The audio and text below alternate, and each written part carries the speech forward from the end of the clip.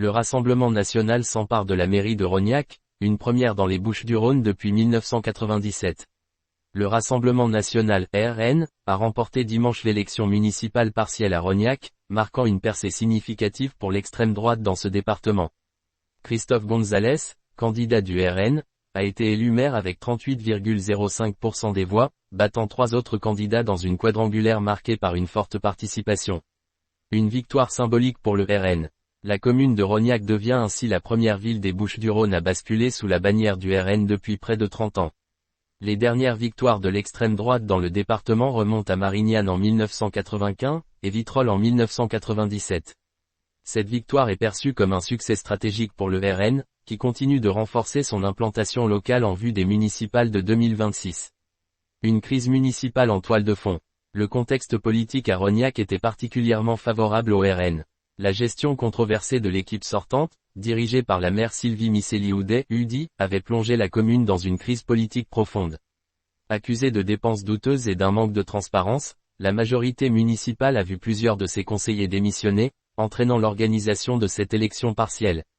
Une campagne axée sur l'union des droites. Christophe Gonzalez, candidat du RN, a mené une campagne axée sur une stratégie d'ouverture en se présentant sous une double étiquette RNRPR. Cette alliance, baptisée « Union des droites », a permis de séduire un électorat désabusé par les divisions internes des autres formations politiques locales.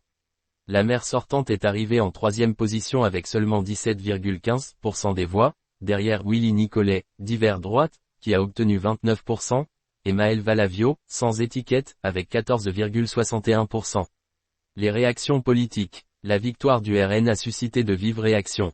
Si le parti salue une grande avancée, pour sa stratégie de conquête locale, d'autres dénoncent une banalisation de l'extrême droite dans un contexte de défiance généralisée envers les institutions.